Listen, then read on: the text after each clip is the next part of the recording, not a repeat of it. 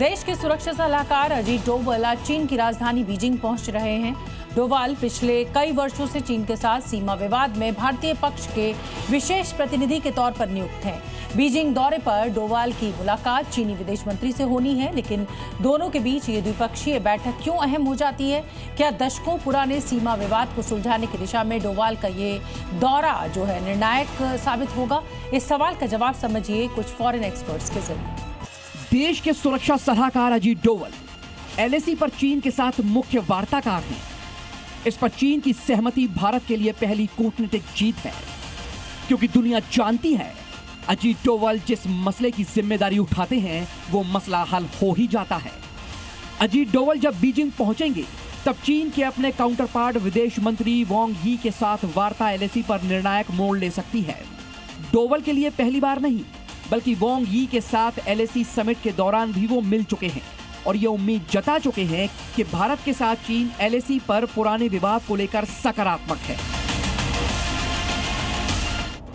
वांग यी के साथ अजीत डोभाल पहले भी मिल चुके हैं और दोनों के बीच आपसी तालमेल बेहतर माना जाता है।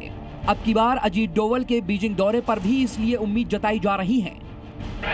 अजीत डोभाल चीनी विदेश मंत्री वांग यी के साथ 25वें दौर की वार्ता में शामिल हैं। वांग यी और डोभाल भारत और चीन की तरफ से नियुक्त विशेष प्रतिनिधि हैं।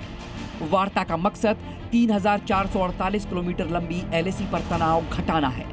इसके साथ सीमा से जुड़े मुद्दों का स्थायी समाधान तलाशने पर भी बात होगी। विशेष प्रतिनिधि स्तर पर बातचीत की व्यवस्था 2003 में की गई थी, ताकि एक टाइम फ्रेम में सीमा विवाद दोनों पक्षों की सहमति से सुलझाया जा सके। So I think if on the basis of this premise that both our great nations agree to the big idea of to live and let live the other, I think much progress can be made. It will take time, it will take some steps, but hopefully the future is headed there. The two nations have quite a strong degree of cooperation ahead. Ajit Doval और वांग यी के बीच बैठक इसलिए भी अहम है क्योंकि यह चीनी राष्ट्रपति शी जिनपिंग की भारत यात्रा से ठीक पहले हो रही है। शी जिनपिंग 12 और 13 सितंबर को नई दिल्ली में होने वाले ब्रिक्स शिखर सम्मेलन में शामिल होने आ सकते हैं। There is a new world order, a new world matrix which is under construction. It is time for both China and India to look and address the boundary issue honestly. Both countries are saying the same thing. The issue is to keep the thaw going.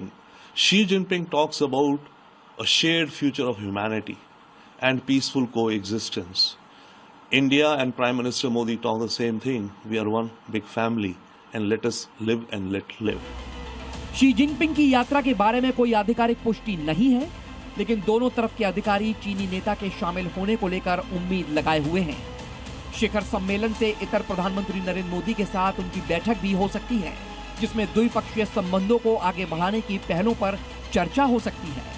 दोनों नेता पिछले साल अगस्त में Tianjin में Shanghai सहयोग संगठन शिखर सम्मेलन के दौरान मिल चुके हैं।